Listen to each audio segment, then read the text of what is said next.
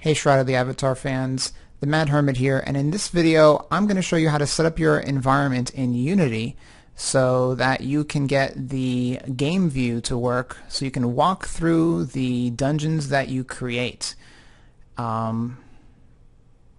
This was a challenge for me at first. I'm new to the Unity toolset. I've spent about 3 hours with it and I wasn't quite sure how I was going to be able to, get this right side of the screen to work. Let me see if I could switch over so you can see what I mean. Yeah. So the scene view, that's pretty self-explanatory and that works, but getting this right side, this game view to work so that I can actually preview how it looks and feels as a player was a challenge. This is kind of a supplementary video to Chris Spears' Unity tutorial that he just put out. I'm going to link to that in the description. Definitely watch that video first. He's a seasoned veteran when it comes to this tool. I am a neophyte. I am a newbie. I know nothing, Jon Snow. And I figured, yes, it's the blind leading the blind, but if I had these questions, some other newbie out there probably had the same questions, and I figured they were worth addressing, especially in a video, so you can see how I got here. And if you already are a Unity Pro and you're very familiar with this tool set, then move on. There's nothing to see here.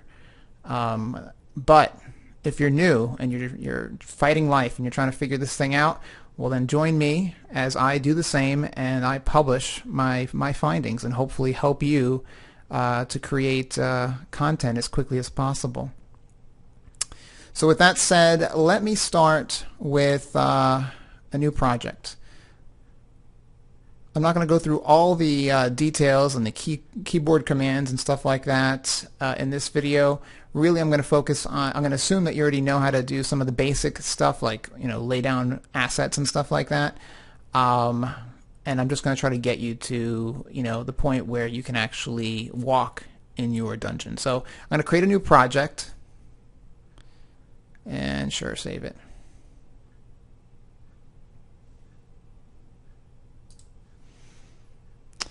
Alright, so I have a nice blank, clean project here, a tabula rasa, if you will, and I'm going to import some stuff. Let me see where that is. So I'm going to import the dungeon pack, actually the 2 dungeon packs that they've released. And by the way, this tutorial is really geared toward people who have pledged developer for the Shroud of the Avatar, developer and up. You're going to have access to these dungeon packs and assets that the Portalarium team is releasing. Where do you get them? You're going to get them once you pledge at that level. You're going to go to the forum. Let me show you where in the forum. You're going to go to, everyone has pretty much access to the top level. Developers have access to the bottom here. You're going to go to Developer Depot, which is at the bottom. And on page 1, the Dungeon Kit assets. So you're going to want to go there. And in the Dungeon Kit assets, that's where you're going to get the first set of assets. And the more assets up here, this secondary link that they put, that's at the top there, that has some props that they just released. If you didn't pledge and don't plan on pledging developer level, then that's okay. You could still kind of sing along in that they are planning on releasing some of these assets, on a pay-as-you-go, maybe for $30 a pack or something like that. I don't know if they've decided on a price, but they are intending, it sounds like, to sell these as individual packs. All right, so let's get to it. So first things first, I need to get my assets in the game. So basically the best way to do that is to open up the file where you have that and double-click them. And if you have to have Unity installed first, and then just hit import. So yeah, you have to have Unity installed, which you could download from unity3d.com. It's a free download. There's a professional version, but you don't need that apparently for a lot of what you're going to do.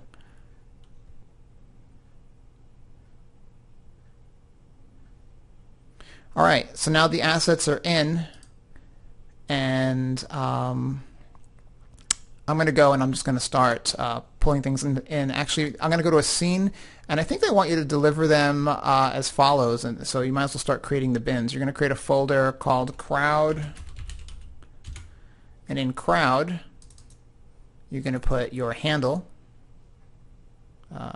create a new folder,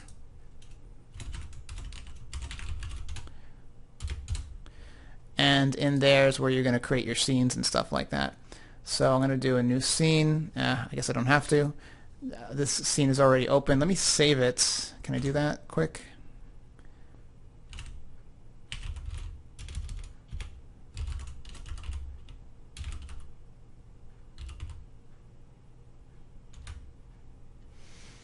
Alright, so I created my sample dungeon. I just saved it, and let's get to work. So the first thing you're going to want to do is maybe put down a hall piece, and I'm just typing hall in the search box here to kind of get that, kind of filter through the assets.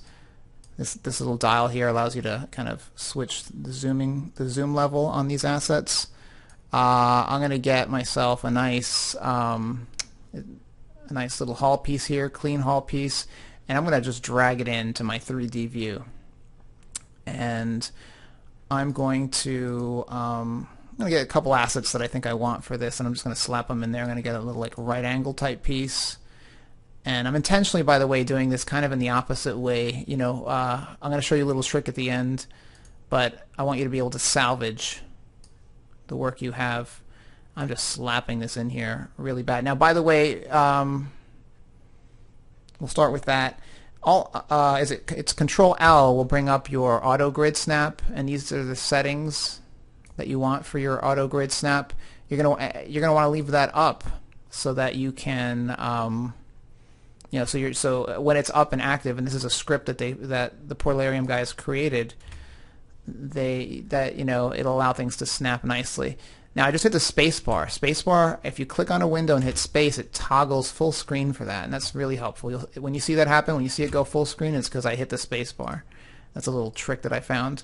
Alright, so I'm going to move some stuff around here, and just for kicks, I'm going to take this and I'm going to try to set this up to be at the 0 position. So I'm just going to manually zero this out just so it's at a 0 location on my map. And I'm going to put everything at the 0 level. It might be easier for me. So I'm just going to zero all out these coordinates for these 3 things. They're going to be on top of each other, but I think it's going to make my life a little easier because I'm not that familiar yet with the interface. Hit spacebar, zoom in. I'm going to fly to that location using a combination of keys that you just have to kind of start using to feel. And now I'm going to just separate these. Alright, so I've separated these pieces, and I just kind of wanted to get them in a general location. I'm going to move this one up a little bit, move that one a little up. I'm going to start with my tunnel piece. Control D allows you to copy it. So I've copied it. There's 2 of them here. I'm going to slide one off to the side. And if I select 2, if I select that, shift, and select that one, I've copied, I have both of them selected, and I could, Control D, I can copy both of those and then drag them off to the side. And that's a nice way to quickly, make progress. Let me fly around here. Let me see what piece this is that I got here. Alright, so I got this little right angle type piece, and let's move it over here. I'm going to put a little right angle off to the left, just slap it in there, and I don't like the way it's going, so I'm going to rotate it. They talk about the Q, W, E, and R keys, and you're going to want to know those. Let me go over here. W is how I move things around. E is how I rotate, so I'm going to quickly rotate this and point it in a different direction. I'm going to copy that, Control D, and I'm going to hit E again, W, and now I'm going to move this one to this side, E to rotate, get this out of my face.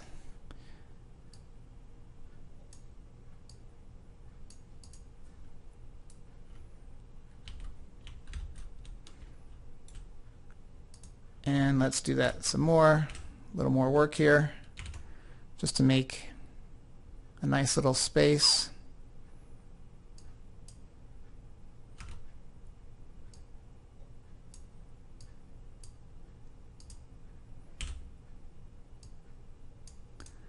Everything snaps nice together when you have this little auto grid snap going. So I'm gonna, for kicks, copy this guy, Control D, drag him over. Maybe I'll do that again, Control D, drag him over.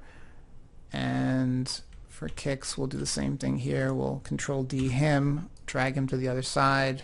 Whoa. Flip him around. Which actually I don't think it matters. This doesn't matter. I don't think that matters what direction it goes. So I think it's uniform. So I'm not going to flip it and see what happens. Whoops. Control D him. And you know what? I'm going to select these two and Control D them and just drag them to the other side. There you go. And now I want to put some more right-angled pieces. So guess what? I'm going to Control D him. And I'm going to bring him here. E. Flip it around. There you go. I could actually grab him again. Control D. Oops. Control D. Move this one all the way over here, this duplicate. And let's flip him around.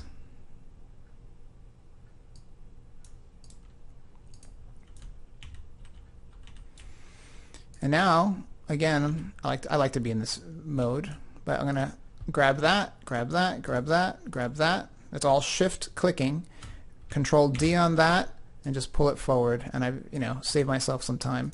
Now, let's get another piece in here because, obviously there's no entrance to this little chamber. So let's see if I can find something with a door. Oh, there's a door. You'll notice, by the way, that this is a small T intersection. I've been using large pieces, so you might want to just sort by large so that it only shows you large stuff. A small one's going to have a different width. It's not going to plug in nicely. I'm going to slap this guy on the screen, click on this window, space bar so we can go full screen. And I don't know. I didn't really measure this out, so it's not going to be as uniform as I would have hoped. But I'm going to delete this piece, grab this bad boy, slide him down, see if I could bring him in there. Alright, great. Let's flip this so the entrance is facing outward and not inward for now. There you go. And gosh, I wish that would have been centered. I'm going to copy this piece, drag it out.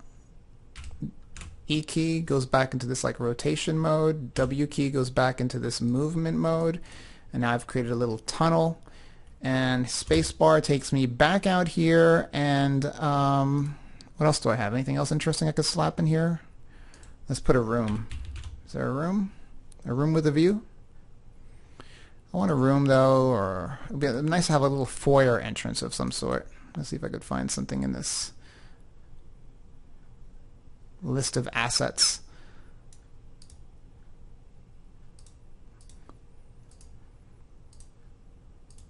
There we go. This one has two doors. Let's try that. Slap him into the picture. Space bar to go full screen again. And E to get this little rotation sucker going. W, drag it down, drag it back, drag it down. Change my view a little bit. That was a right click and A. Alright, drag that there. Alright, that works. Good enough. I'm going to do a quick save, Control S. I don't know if what this is over here. Alright, so now we have something similar to what we started with. And so the thing is, I'm going to hit spacebar, and as you can see, if I hit play, well, I actually could see it here. See, for a long time I couldn't see it here, and that's because I was dragging pieces right onto this gray area. And I guess they weren't at the offset, and I guess there's a camera at the offset. So I couldn't even see. It was just all blue here when I first started this experiment. And it was problematic to me because I'm like, I want to walk around. So when I hit the play button, this game mode is supposed to work, and it doesn't work. So that problem still exists. So how do we fix that? I want to walk in my level. Well, a couple ways. Well, one way actually. First things first is we are going to have to import something, and it's not that complicated. There you go. So you're going to go into Assets, Import Package, and you're going to get this character controller, and that has like all the scripting and stuff for a 3D character movement, and actually I think a first person and third person view. So we're going to import that. That's one of the secrets. And let's go, and that pops up over here where it says standard assets. Let's open that up, character controls, and you see we have a third person control and a first person control. Oh, this one looks great. Alright, so your character is a disc. Now the thing about the character control is that he comes with like a camera. So we could rotate him around, and he's like any other object where you use the same object keys. Let me see if I could switch my view. I'm going to go back to space.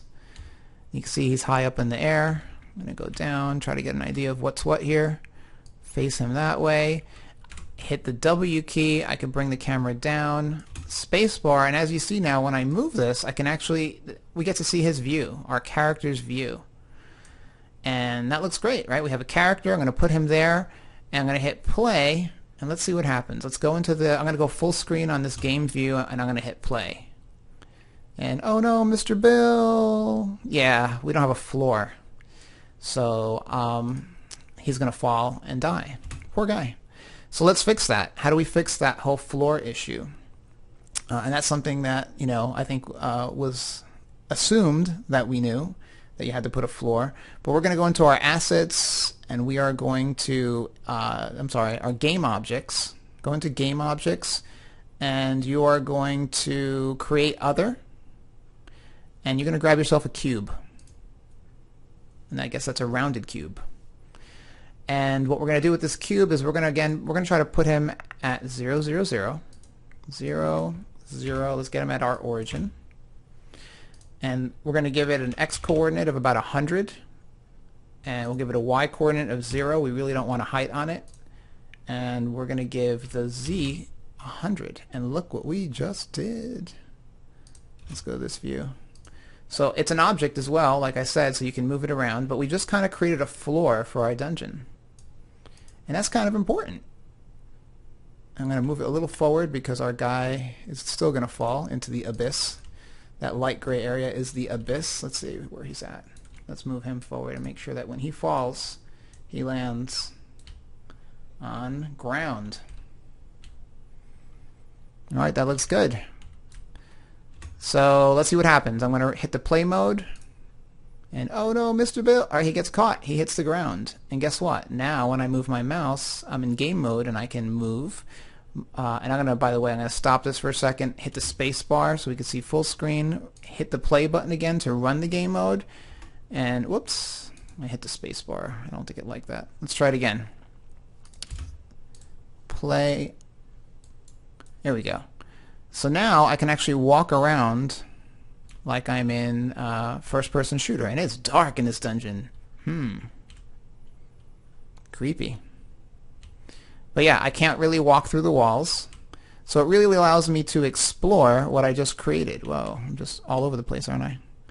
You could jump like if you were in a first-person perspective. And I wonder where this cave takes me, this tunnel.